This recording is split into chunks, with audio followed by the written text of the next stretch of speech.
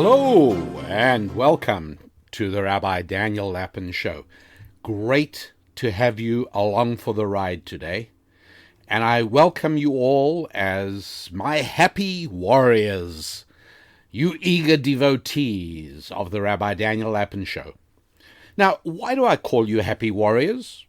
Well, because I see every one of you, regardless of your age or your condition, as either a beautiful and nubile woman or a handsome and virile man. No gender spectrum, no confusion, just male happy warriors and female happy warriors. This is because our show focuses as much on your soul as on your bodies. And I suspect that almost every single listener has a young and vibrant soul. What is more, we're all happy warriors because to live productively, you have to fight every single day. You fight against the force of entropy, if nothing else. That strange force that God built into the universe that reduces gradually everything to a state of disorder and chaos without the input of energy that your life and my life revolves around providing. We all fight to maintain our possessions.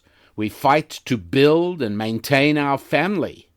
We fight in order to maintain our money. You fight in order to maintain your body and your business, your profession, or your career.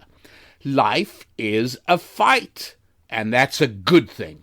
Because to stop fighting, seeking, striving, well, that's to die. And I call you not just warriors, but happy warriors. Because to throw yourself into the fight for 8 or 10 hours a day, 6 days a week, well, that's one thing. But to do all that with a debonair smile on your face and a jaunty pace to your stride, to do all that while generating an irrepressible surge of happiness welling up in your soul, well, that means you are spiritually grounded in everything that is life-affirming, devoted to your faith, your families, your finances, and your friends, knowing that you can triumph over those who both intentionally and unknowingly promote a dark abyss of satanic secular socialism and all the many destructive and evil social pathologies that it generates. When I reveal for you how the world really works, it is in the hope that you will help defeat those pathetic creatures of modern secular fundamentalism, those orphans in history who possess neither Judeo-Christian fortitude nor even pagan ferocity, which would almost be welcome, those hideous hermaphrodites and fanatical feminists running our media, education, and government bureaucracies, who possess neither the strength of men nor the intuitive wisdom of women. But oh, what damage they manage to inflict. Well, never fear. Here on the Rabbi Daniel Lapin Show, you know that I solemnly commit to help you transform timidity to triumph. Together, we will replace diffidence with determination, and we will win. As you all know, I greatly celebrated the win of President Donald Trump in November 2016. As a matter of fact, those of you who've been together with me here on the Rabbi Daniel Lapin Show for a little while, well, you know that I was eagerly advocating for the election of Donald Trump from early that year, early in 2016. And the reason for this was that I really believed then, and I believe now, that a continuation of the disastrous Obama years, which is precisely what Donald Trump's opponent, would have given the United States of America and the world had she won, well, I think all is well. Perhaps that is an overstatement. What is sure is that things are better by far than they would have been had the alternative transpired. That is not to say that I have been without criticism for the president. That would be ridiculous. One of the few things that I have critiqued vociferously in recent days, and I am recording this show soon after the presentation of the 2019 State of the Union speech to Congress in February. And there is one phrase, there's one section of that speech that I need to talk about. And since we are in the period of Valentine's Day, to which I ascribe not even a whit of any real significance, but since it is a date on the calendar, it is not surprising that the issue on which I disagree strongly with the president has to do with male-female relationships.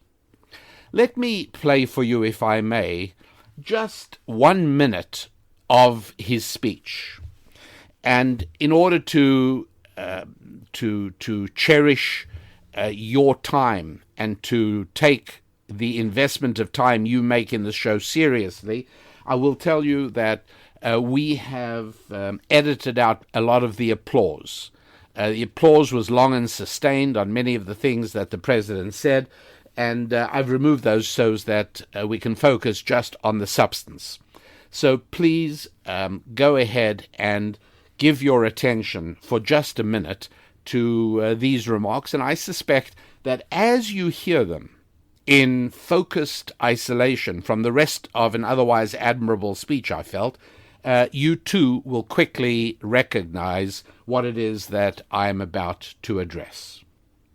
As we work to defend our people's safety, we must also ensure our economic resurgence continues at a rapid pace. No one has benefited more from our thriving economy than women, who have filled 58% of the newly created jobs last year.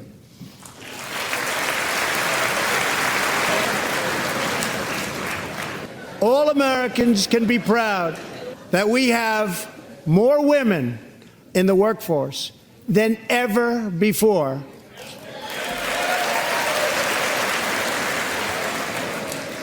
Don't sit yet. You're going to like this.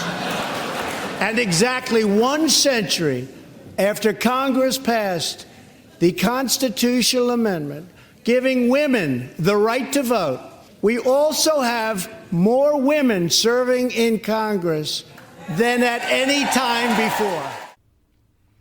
Got it? Yeah, right. I'm sure you picked up on it right away. That we are celebrating the huge increase in the number of women in the workplace. Oh, really? Let me explain what the problem with that is. First of all, I will tell you that everybody comments, and the United States Department of Labor Statistics assures us of this, which is that since World War II, the number of women in the workforce has been going up. That is true. And what you can find, if you look at it carefully, the graph is rather fantastic. During the last years of World War II, the number of women in the workplace spikes upwards dramatically, and that momentum seems to continue in 1945, 46, 47, and from 1948 it starts slowing, and then the growth is mild, sometimes dips down, it shows a drop, and other times it goes up, but nothing very dramatic happens until, you guessed it, the magic date. And I've had a number of you write in, on my website at rabbidaniellapin.com. You can click on the Contact Us section, and I get to see all of those. And as many of you have discovered, I respond to a great many of them as well. But several people called in to say, well, it wasn't 1962, it was 1963, at the end of 63 when President Kennedy was assassinated. No, it was actually another date in 1960s when prayer was removed. There was supreme... Look, as you know, I don't quibble over the date. There is no way to assign a particular date to epochal changes in society. But it was in the early 1960s that we find the increase starting to climb again in ways reminiscent of the World War II period. And then that picks up and grows and grows, with occasional drops as well, but more or less keeps on going up from the 60s to the present time. And the president, as you just heard, regards this as a wonderful thing. Look, I don't. I studied the U.S. Department of Labor figures very, very carefully, and, I saw a lot of things. For instance, I saw that there are about 75 million women working in the workforce, and that is it's coming close to about half of all the people in the workforce. As an aside, some of the things that were interesting were, again, not surprising, but there are professions and activities that attract women. There are others that do not. 98% of speech therapists are women. What percentage of dental assistants? Well, if you visit a dentist regularly, then you know the answer to that. 93% of dental assistants are women. 82% of social workers, that's right, over 80% of social workers are women. How about engineers, construction workers, people involved in heating, air conditioning, trades? Less than 1% are women on those. 74% of people in human resources management. Again, perfectly natural to me. That makes all the sense in the world. 74% of those. At any rate, okay, so 75 million, and this is a reason to celebrate. Why exactly? Why is this a wonderful thing? Particularly since I think we can accept, without fear of contradiction, that many of those women, if they could avoid working, would. Since when is this something to celebrate? That women should have the choice to work, obviously, but that's been true for a very long time already. But the idea that we should celebrate this incredible achievement that so many women are in the workforce, I don't think it's anything to celebrate. And I'll tell you why I think that. I do know that the number of women who are like Sheryl Sandberg from Facebook, the woman who wrote the book Lean In, the women who have very high-level, successful, exciting, wonderful careers, that's not a lot of people. But if you're a woman and you're a dental assistant, I bet that if there was some way you could spend your days differently than from poking around in people's mouths, you would. And I'm sure you heard those words of the president and you shook your head and say, what is he thinking? Now, here's another thing we should know, and that is that there's a huge difference between married women and unmarried women. A huge difference. In other words, something we know, and we've got figures on this. I do not have figures from the United States, but I do have figures from European countries. A very large number of women who have careers, when they marry a man more successful than they, quit work.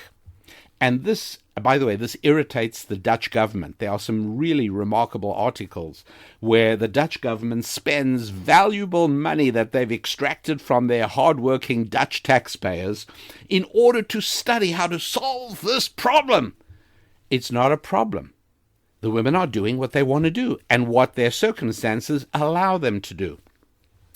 Anecdotally, just because I speak to a lot of people in this field, I speak to a lot of audiences. I speak to people who are private clients in my coaching business. I speak to a lot of people, and I've encountered many women. I'll give you a case in point where there was a woman who made it to a high-level brand manager for an international conglomerate that, well, yeah, I'll tell you, I think it was Colgate Palmolive, if that is the holding company. At any rate, she was a brand manager for one of the brands in an international company for the Western United States, or maybe for the whole United States. Bottom line is she got pretty far up. The cab, she was at a meeting at a West Coast city. She was heading back to the airport to head back to the East Coast headquarters, and her taxi had an accident. And a Good Samaritan stopped, saw the cab have an accident, got there, and helped her out of the cab. And she was a little shaken up, but not injured at all. And she really just needed to get to the airport, and he offered to drive her to the airport. The fact that she was a beautiful blue-eyed blonde did not hurt at all. As it turned out, the guy who stopped for her was Jewish. And when she disclosed that she too was Jewish, as you can imagine, the drive to the airport took, well, just a little longer than it absolutely needed to take. And when they got to the airport, he didn't drop her off at the terminal. He parked the car, carried her bags into the terminal, helped her check in, and talked with her as long as he could. And they got married. Long story short, they got married, and they're a lovely couple with a beautiful family living in Los Angeles as we speak. However, here's the interesting part. About 6 months into their marriage, she wanted to quit work. She was expecting, and she just realized that work had lost its meaning for her. She wanted to be focused on building a home for her husband. She wanted to be focused on building the social connections in the community for her husband, which, if you're holding down a full-time, busy, high-level job, it's very difficult to do. And so she wanted to quit. There was one problem, and that is that the business school she went to, the tuition was paid by this international conglomerate. And this is not an infrequent arrangement. She was obviously a talented girl, and they paid for her business school in exchange for a certain number of years of commitment to work for them. And her husband was a coaching client of mine at the time, and he asked me what he should do. And I said, I can't tell you what to do, but I'll tell you what I would do in your situation. I would buy her out. I would pay the company the proportion that would be owing, and the contract was all very clear on this. In other words, not slavery. She could get out of it. She'd have to repay the tuition proportionate to how much time. Anyway, he ended up paying her off, and he told me very soon after, a year or two later, he said to me, I want you to know there was one of the best large investments I've ever made in my life. I got my wife. And indeed, he did. This is not an uncommon story. I mean, some of the details and colorful aspects of it are unique, but the idea that women who can afford to quit work whenever they can, that is very standard. And I don't think, to me, there is no reason to disparage that at all. But the president's remarks suggested that somehow she was betraying the team by leaving the workforce and being a wife and mom and community builder at home. Because let's not forget, women who are wives and mothers are not sitting around eating bonbons. They're taking care of various community organizations. They're looking after the neighborhood school, whatever it is. They are doing crucially useful things. And what they're also doing is the invisible task of building their husband's connectivity in the community, almost invariably with positive business consequences. So I don't doubt that a large number of the 75 million working American women are working because they have to. And I understand, right? We all have to do what we have to do. I get it. But also, there are a number of them who are working because of the social pressure that suggests you are less of a person when you decide to be a wife, a mother, a community builder. And that is a real shame. And men, I just want to tell you, you single guys out there, I know a number of you have fallen into the trap of thinking that you are less of a man if you marry a woman who's not with a career. Guys, you could hardly be making a bigger mistake. To marry a woman whose priority will be you and the family you're going to build together and your community. Wow. That makes you a bigger man. Yes, a bigger man. A man willing to take the responsibility for his wife and his family.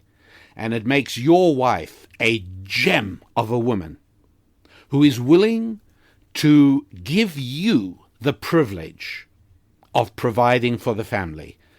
Look, let me tell you something. Every job in America, with very few exceptions that I can think of, is a two-person job. It really is. And there is a reason why, until it became illegal, successful companies like IBM in the day used to make sure that they hired married executives.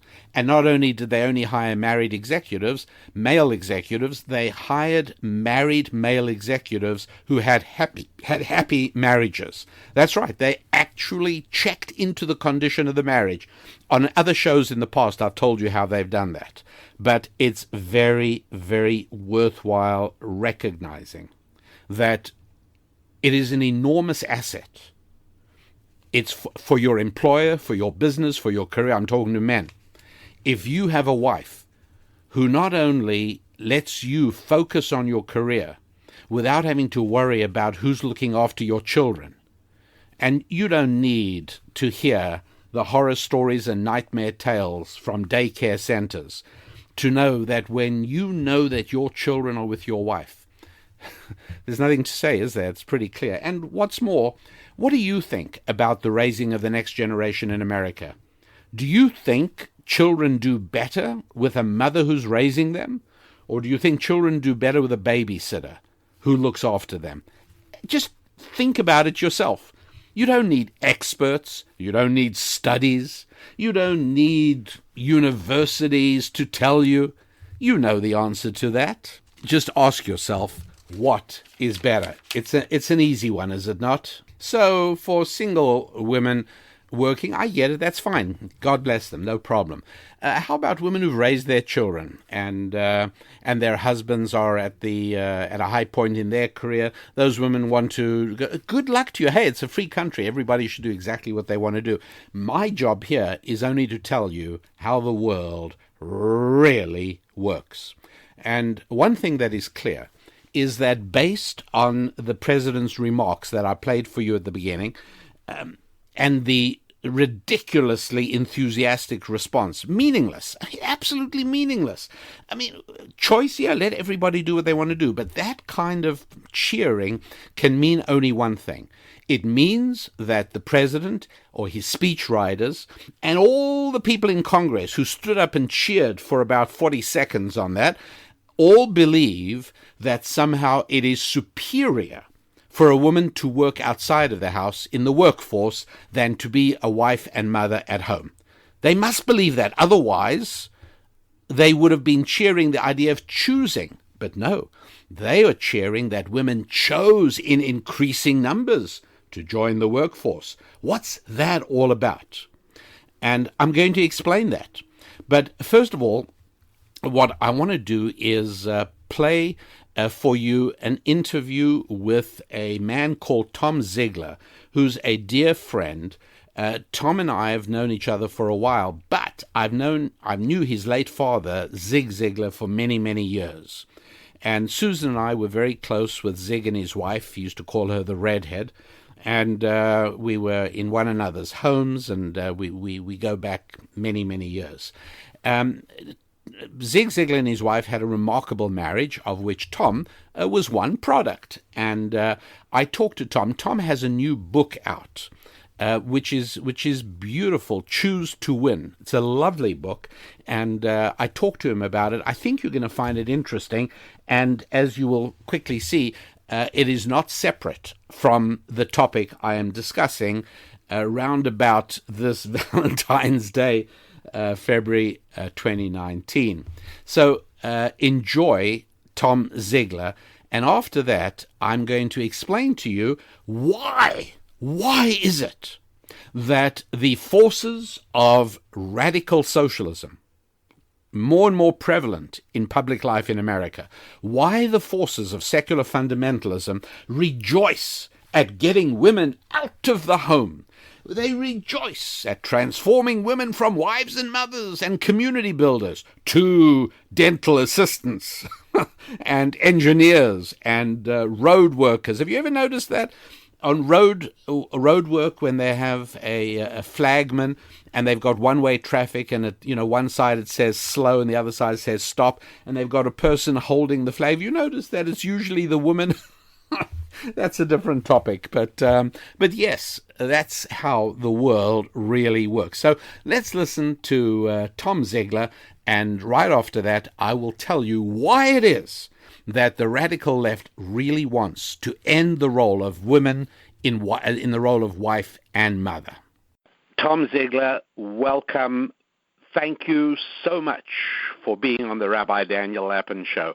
How are you today?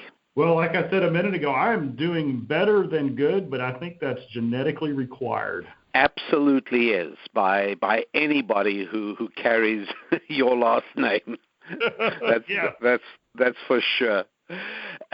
Well, I'm very excited to have a chance to talk to you about your book, Choose to Win. I have the sense that you did a lot of research on this book. I think I did about 54 years worth of research. That's right. Yeah, it's the old question, right? How long did it take you to write it? Right? 54 years to research it and a few months to write. Absolutely. Yeah, I know what you mean about that.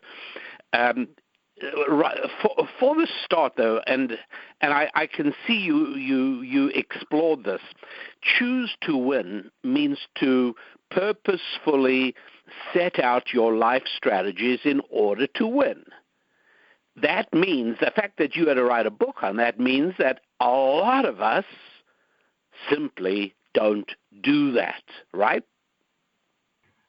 That's absolutely right. And, one of the things that I noticed is, Gallup did a study, and the study said that 70% of the workforce is disengaged, meaning simply they barely show up on time, they leave early, they're on social media all day, they don't really care. And so I have a technical term, I call these people zombies. And so they're wandering through life. And so I ask people, are you doing what you're doing by design? I mean, is this fulfilling your purpose? Are you maximizing the gifts and talents that God gave you?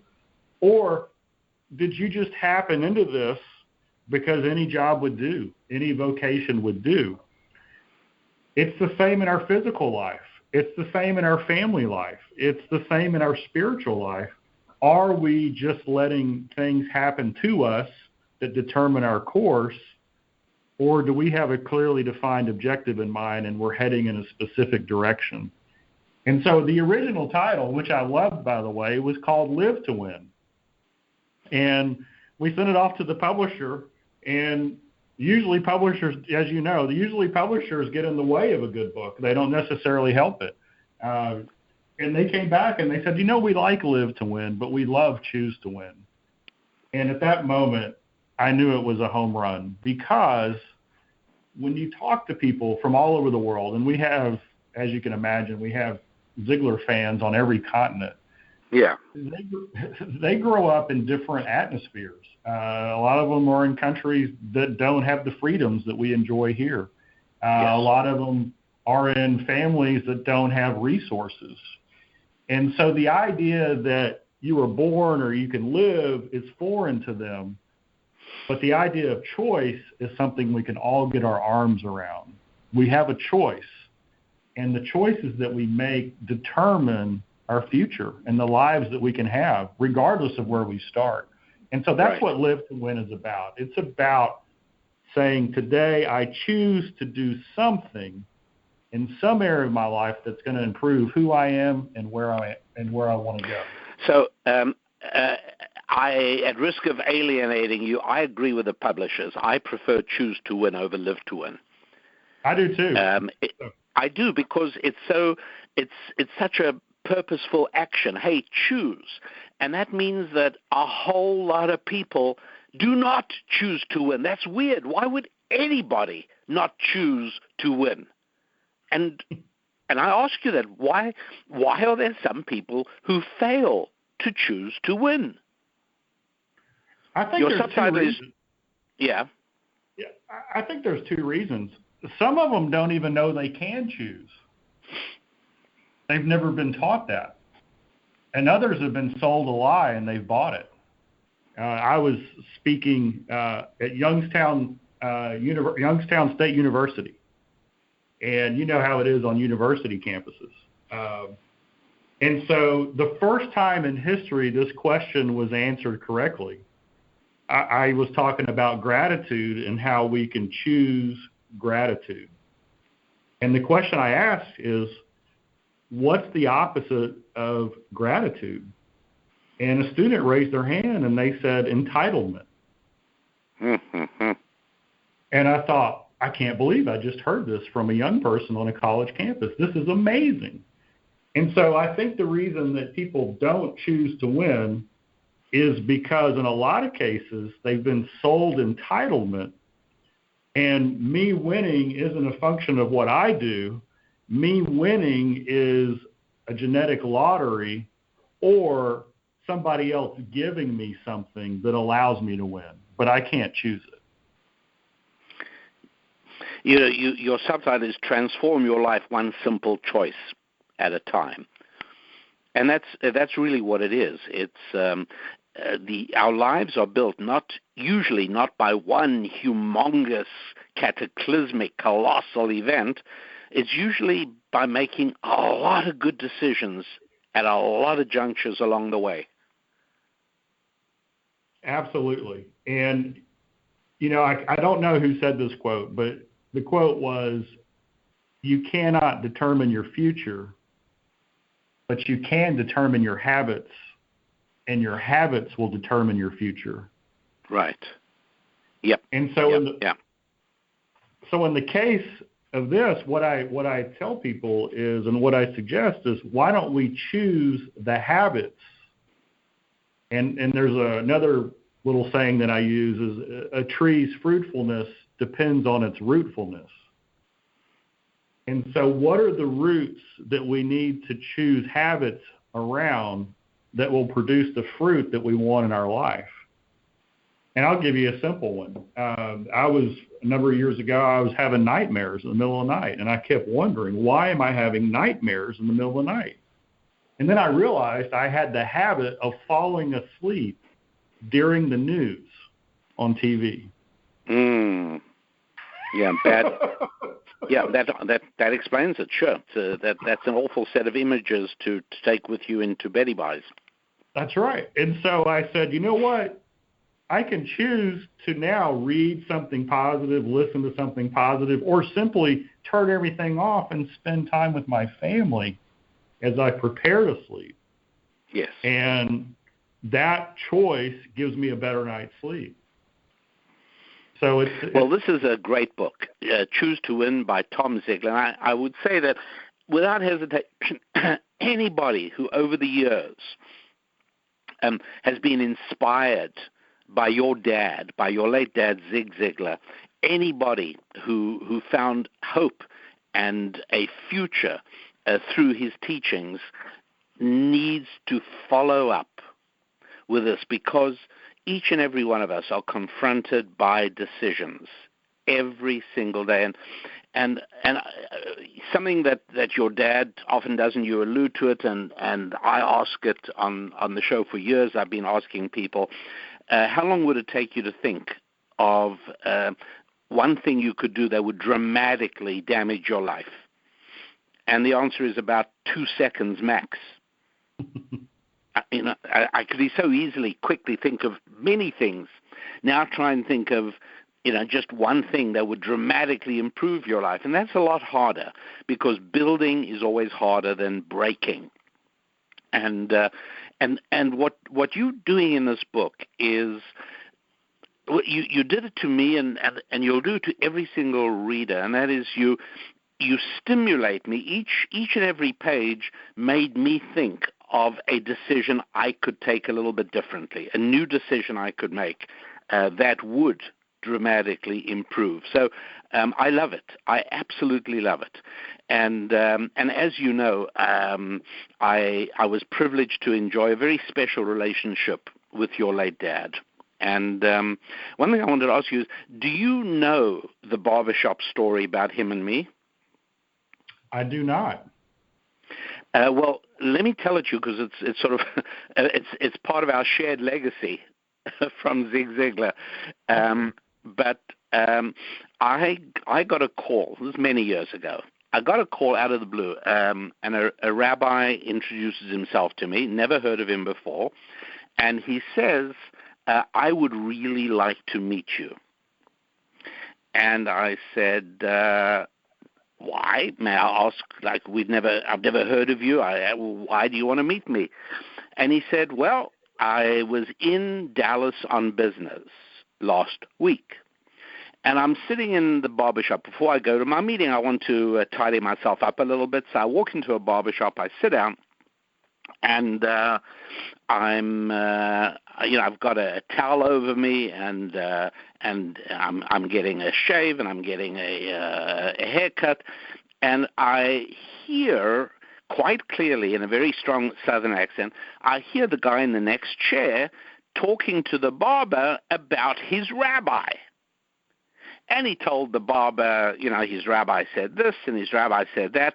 Well, the rabbi talking to me on the phone says to me, he says, I'm a stranger in Dallas. I've just arrived, and I luck out to get into a barbershop right next to the chair of another Jew. So right after he's finished with the haircut, he walks over to the next chair and taps your father on the shoulder and says, hi, I'm Rabbi so-and-so. You must be Jewish. Are you from these parts? I'm a stranger. And your father said, well, we're not strangers. We're friends already. I'm not Jewish. He said, but I'm puzzled. I heard you talking about your rabbi. And he said, yeah, that's my rabbi. Rabbi Daniel Lapin is my rabbi. Well, this guy was totally blown away. He had he couldn't even come. So he spoke to your dad for quite a little while, and I think they even went and had coffee together or something. But he called and he said, I want to meet a rabbi who has a friend like Zig Ziglar. And so this rabbi and I became close friends, and in fact we ended up doing some collaborations together, all as a result of hearing your dad talk about me in the barbershop. Wow. So yeah, that is funny. But let me ask you this. I mean, what I have my own thought on this, but what would Zig Ziglar say if he sat down this afternoon and picked up this book and looked at it? Oh.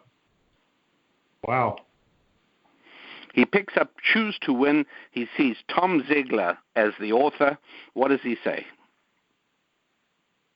He probably, with a big grin, says, "It's about time." Yeah, he might. I think he'd be incredibly proud and incredibly thrilled, and I think he'd agree with absolutely everything in Choose to Win. Question I'm going to ask you, it's a question that I've been asked many times, because you and I share many things, but one of the conspicuous things we do share is that we both grew up with an adulated father, a father that thousands of people everywhere looked up to and respected and admired and loved. My father was a distinguished rabbi and well-known, and your dad was Zig Ziglar. So here we are, as kids growing up with this kind of father. Did you go through any tough times as I did? I mean, as a young kid, when I thought, it's all very nice that all these people love my dad, but when do I get to have a little bit of that they all experience with him? So I suppose I'm asking, like, what might have been some of the challenging areas, if there were any? Well, growing up. I'll point to one specific area, and you might relate to this. I came out of college and started working at the company, but I had no desire to be a speaker. I was in sales, and then I went into management, and then the CEO and president 25 years ago. And I was the behind-the-scenes guy. I mean, I was the operations guy who put the best in whoever graced the stage. I helped him get there, right? Yeah, right. And then everybody said, "Tom, you should go and start speaking." In other words, not only having the name, but doing the same thing. And I had a lot of internal consternation. I don't know what you would call it, just indecision, or I would get very nervous. I would, no matter how much I prepared, I would wonder if I did enough. And I had to come home after I'd been doing this for about a year, and really, I call it sitting myself in the corner and having a talk with me. And I said, why do I feel this way? And I realized that the pressure I was putting on myself was I was telling myself that people wanted me to be like my dad on stage. Oh, and then I realized... you're sending shivers down my spine. And then I realized, wait a second, that's not what people expect of me. They expect me to have the same principles and values, but they expect me to use the gifts that God gave me that are mine, not his. And that took the pressure off. And growing up, then I remember Dad had never put that pressure on me either. He had always told myself and my sisters the same thing. He'd always said, whatever you decide to do, I'll support you. Just do it with 100% integrity and 100% effort. And so, as you know, as a speaker, presenter, you cannot put on a mask. You cannot try to be something you're not and have any life, right? Because people either see through it right away or you're miserable. And absolutely. So that's what, even if you can fool one person, you can't fool 100 people in an audience. So that's when I said, you know what? One of my friends calls me an intellectual engineer, and I got all big-headed and I Googled it, and there's an acronym for intellectual engineer, and it's NERD. I'm a nerd. And so my humor is dry and different, and I don't run around. I don't run around the stage. I don't have the charismatic impact that that Dad was gifted with. Nobody has it. When he bounced across the stage and would start pumping that pump handle, I've seen him do it many times, and I wouldn't be able to do it. I couldn't. Right, and so in the New Testament, there's a parable about the master who gave each of his servants talents, and when he came back, he did an audit. He wanted to know what they did with the talents, but he never said, "What did you do with the talents that I gave the other person?" He never said that. He only wanted to know, "What did you do with the talents that I gave you?" And so that was kind of the message that hit home for me is my feeling of not ever being able to measure up, or when is it going to be mine, or are people going to be happy with me? It wasn't based on what God had given Dad. It had to be based on what I did with what He's given me. And so you've done it very well. By the way, you might think of your humor as dry and so on, but the book comes across with passion pouring out of every page. You do know that. It's really rather remarkable. The book, of course, Choose to Win, that I'm recommending. The second section of the book is where you look at 7 different areas in which we can all make choices. And then you walk us through making the right choice. And the areas, just for the benefit of the listeners, and I hope you'll all soon have your own copy so you can look at it inside, but the areas are mental, spiritual, physical, family, financial, personal, and career. Looking at family and financial for the moment, I mean, obviously those are the really critical. Those 7 cover everything, and anybody who's making good development progress in all of those 7 areas has every reason to be happy and grateful for his life. But what I was curious mostly about the family and financial, and if you don't mind. And those 2 chapters are full of substance, but I'm asking behind the scenes, what did you learn? What did you walk away with from the dynamics of the marriage of Zig and the redhead, your late father and your late mother? From the outside, from Susan and my perspective and the times we've spent together with them, it seemed like a remarkable marriage and a remarkable relationship. How can I put it? Let me ask you directly this. She subsumed herself in your dad's career as far as we could tell. And we believe that had an enormous amount to do with his success. But how would things have worked out if she would have said, we're married, but that's his career, and I'm building my own career as whatever it is, and relate that to your 2 chapters of career and family? Well, first off, Dad said this, and I believe it. He called Mom the redhead, and he said, "You never would have heard of Zig Ziglar if it hadn't been for the redhead." And what he meant by that is, in the good times and especially the tough times, she believed in him 100%. And there was a lot of tough times. I mean, they moved. Oh, we know.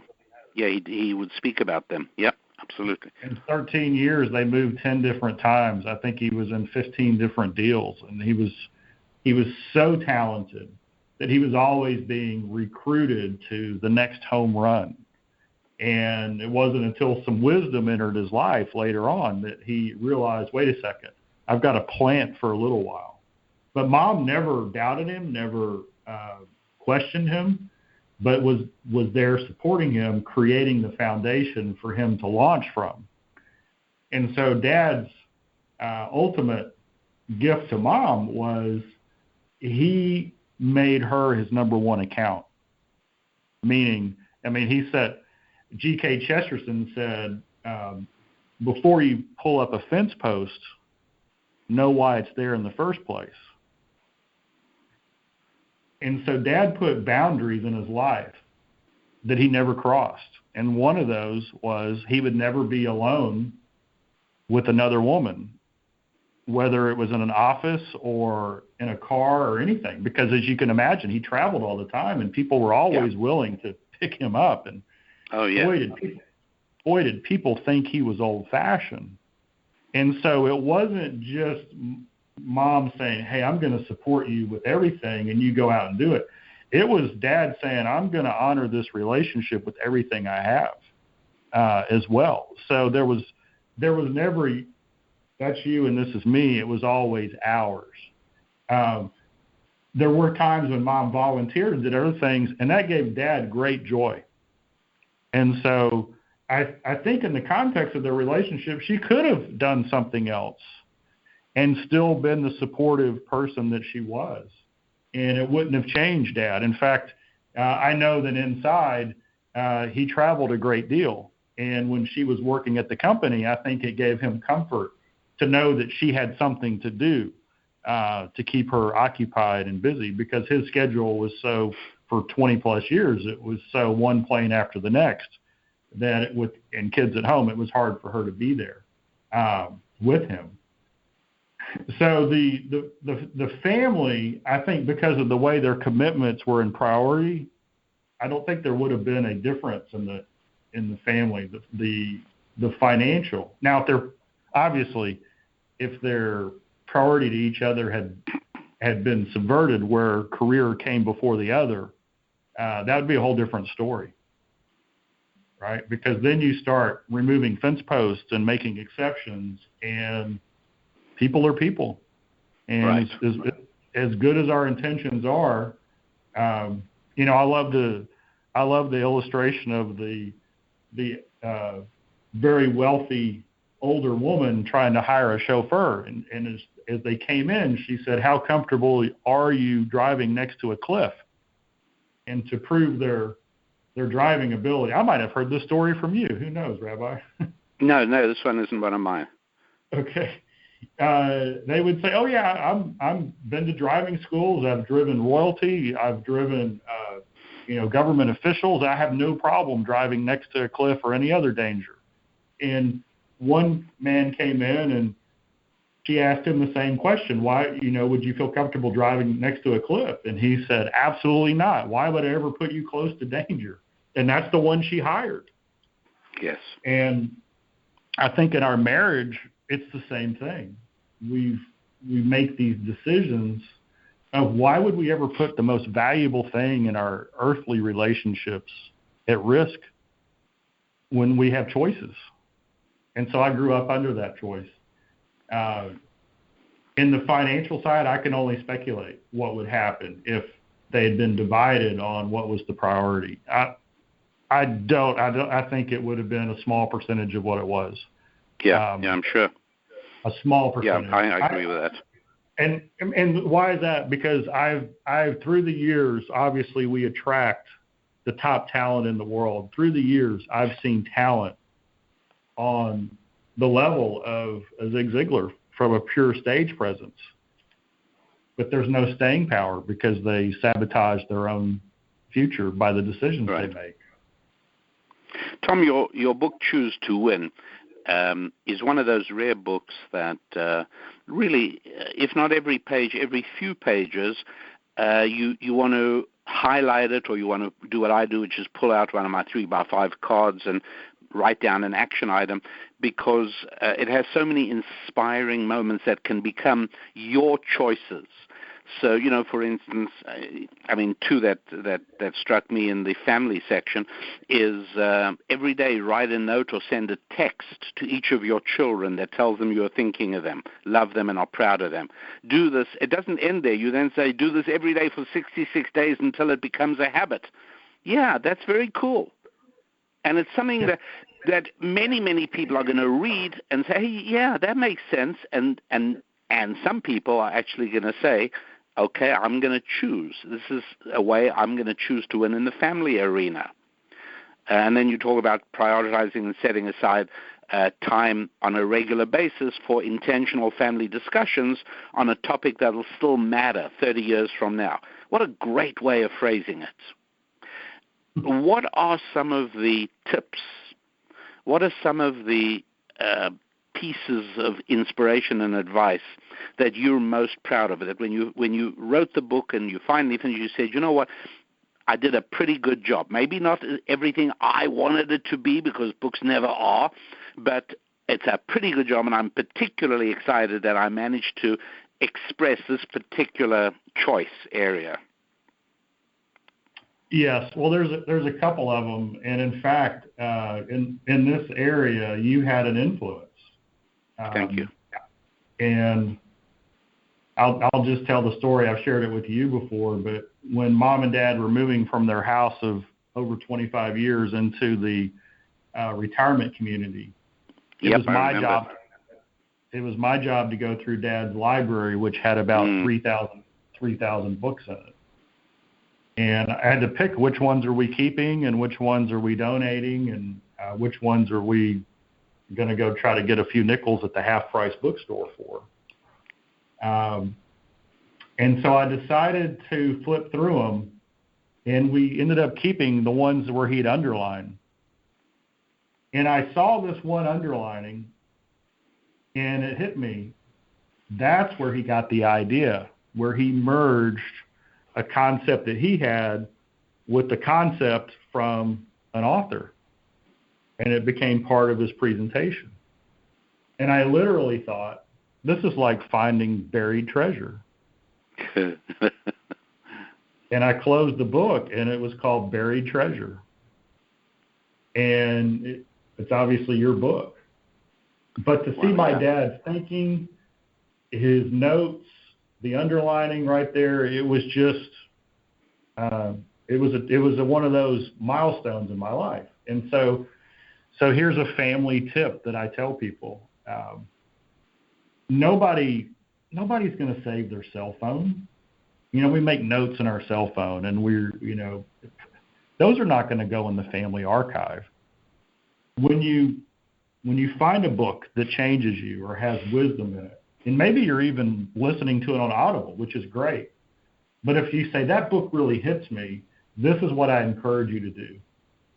Buy a hard copy of that book, read it, underline it, and make notes in it with your children's, your spouse, friends, family members' names in it.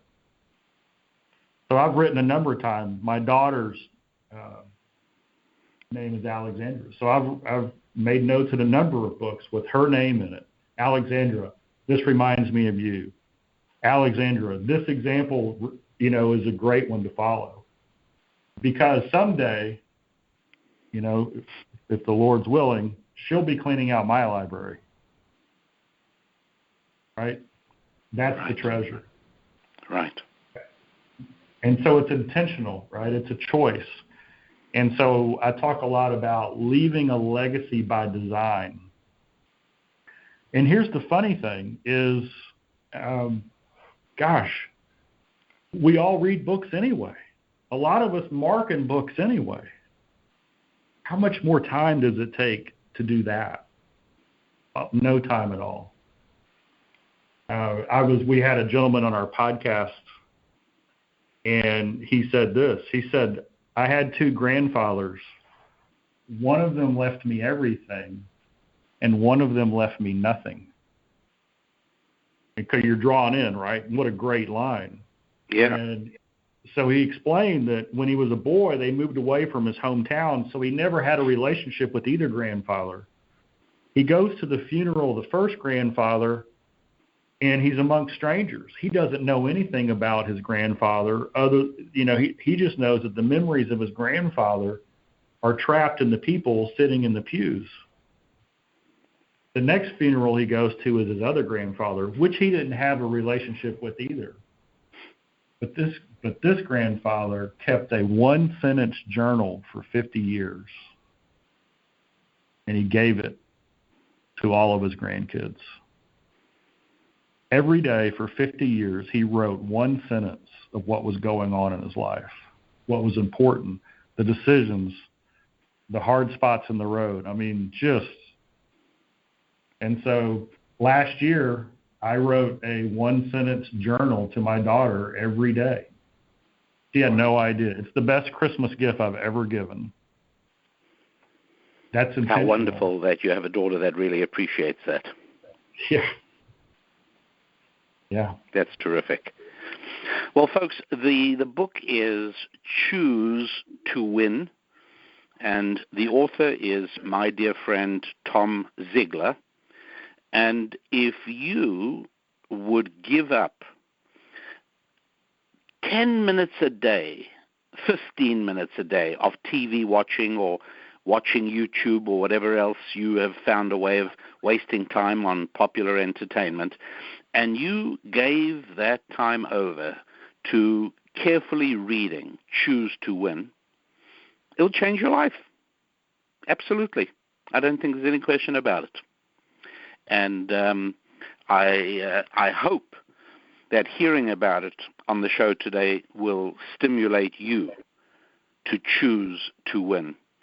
Tom, thank you very much indeed for spending some time with us. It's always a pleasure being with you, and I hope we can get together when I'm next in Dallas. Yes, absolutely. That will be a joy. Thank you very much indeed, and with great appreciation for everything you do to not only keep the Ziglar legacy alive, but to create your own legacy by bringing so many people the roadmap to achievement and success and to happiness. It's great work you do. I would call it holy work, and I appreciate it. Thank you so much. Tom, we'll be in touch. All right. Thanks so much. God bless. God bless you. Well, there you go. We're back again. I hope you enjoyed listening to me talking with Tom Ziglar, which I did yesterday, and take a look at his book, Choose to Win. The Ziglar family and the Ziglar legacy is really quite remarkable, and Tom has been a dear friend whose relationship with us, Susan and I, cherish. Why does the left rejoice in getting women out of the home? Why do they look down with such disdain and such contempt on women enjoying and fulfilling themselves in their roles as people most responsible for the next generation? Wives, mothers, community builders. And yes, the role of community builder is very real. I will tell you this, all you got to think about is if you're married, if you're in a good marriage, and you ask yourself, who remembers family birthdays? Who sends out the cards for New Year's or for Christmas or holidays or whatever it is? Who is it who makes sure you remain connected? You would tell the truth and tell me, were it not for your wife, outside of work, you would be a hermit. So yes, every job in America is a two-person job. A guy in the workplace and a woman making it all hold together at home. Now, you might say to me, and you'd be correct, hey, Rabbi Lapin, are you living in the 1920s? Are you living in the 1700s? It's not like that in the real world anymore. Okay, I get all that. I have eyes in my head. I know what's going on. But I feel that my job is like the role of the professor of mathematics and applied mathematics in the engineering school, you know. I know that in the real world out there, there is ice and snow that damages roads and bridges. I know there's salt air that corrodes steel. I know that there's friction. I know there are all kinds of realities in the world which we have to live with and have to deal with. But my job is to teach you the unchangeable principles. And your job is to then apply those within the constraints, within the realities, within the challenges of your own life. And so, yes, I understand, of course, but that doesn't mean I can't paint for you a picture of how it would really all work. Can it work this way? I understand. Maybe not. For very few people in unique circumstances, perhaps. But yes, for the guy to be at work and his wife to take care of everything, to fill him with an enthusiasm. Don't forget, when your wife surrenders to you, when she gives herself to you, that makes you a hugely more effective man. Don't tell me you do not walk taller for the next little while, because you do. It is the one time in your life where you are able to overcome and conquer in a very good sense. That very special relationship of a woman who is willing to allow you the privilege of providing for her. Look, I understand not everybody, doesn't work for everybody, can't work for everybody, but at least in an ideal sense, know how the world really works.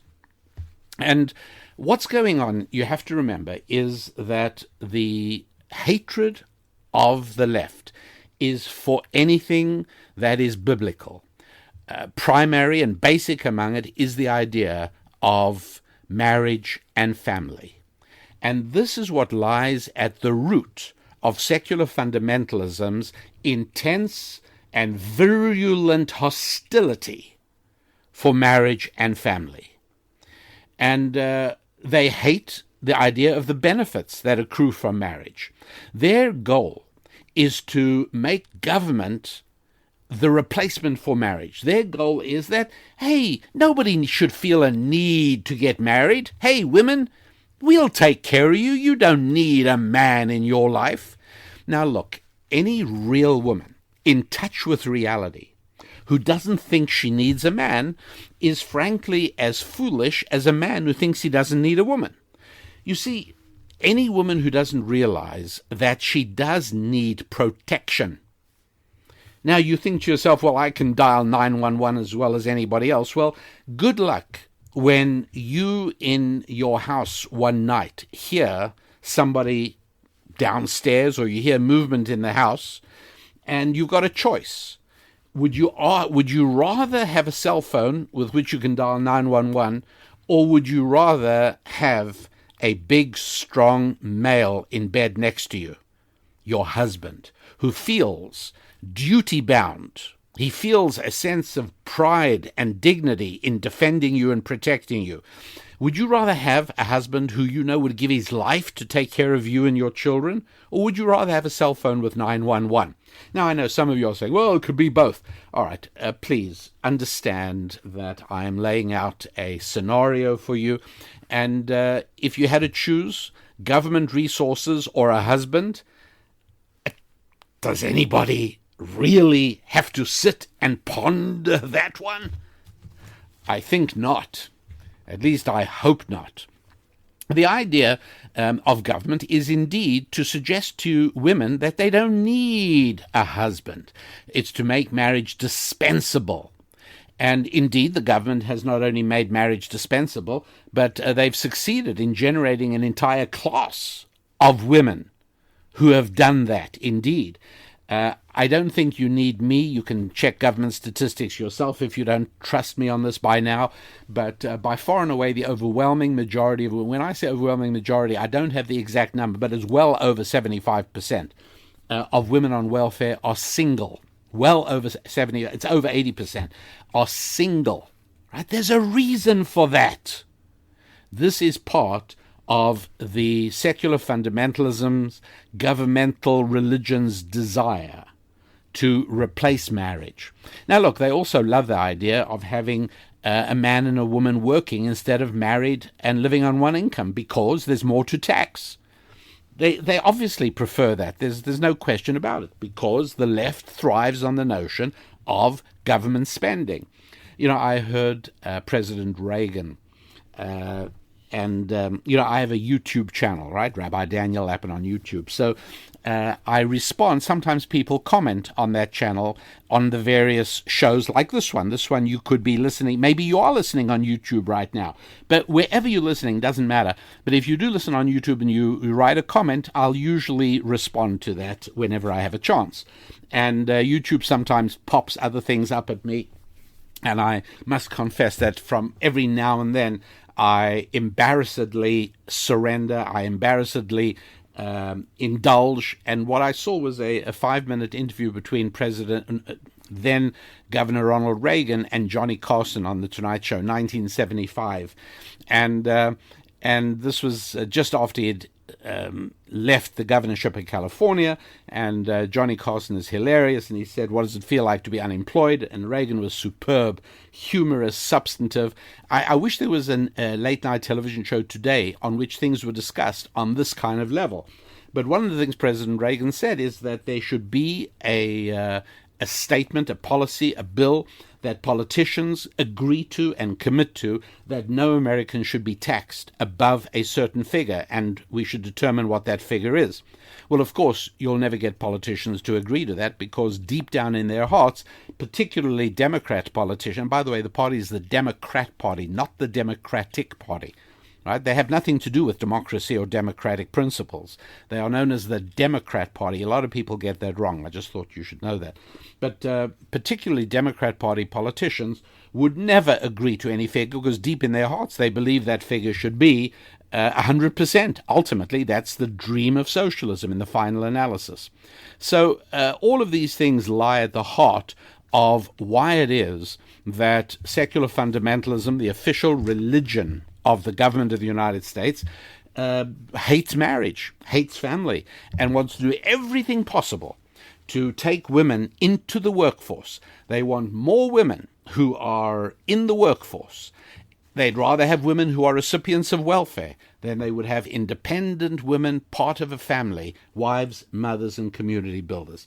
It's sad, it's tragic, and unfortunately, what I've told you is the unvarnished truth. The website, rabbidaniellapin.com, and you will find there 2 sets I want to direct you to. One of them is the Income Abundance set, which is a lot of material on finance and wealth building. And the other one is about love and romance. And it is every bit as important, particularly in the context of everything we've been discussing today. So head over to www.rabbidaniellapin.com. You can actually also go to youneedarabbi.com to get the same result. And you can also make sure you receive the weekly thought tools. If you're on our subscription list, you will also get a reminder that the newest show has been posted, and you can download it and listen to it. And you can also write to Susan and me right there. You can also read the latest columns of Ask the Rabbi. The most recent one we found very, very fascinating. I hope you do too. The thought tools, Susan's musings, and you can read the fascinating comments we get from people. All of this going on at the website, rabbidaniellapin.com. So head over there and be part of my community, my congregation, as it were. Okay, well, that's it for this week. I thank you so much for being part of the show. As always, I deeply appreciate everything you do to help promote the show and spread the show to new listeners. Very much appreciated. And I wish you good times in the week ahead, good times with your faith, your family, your finances, and your friends. I'm Rabbi Daniel Lapin. God bless.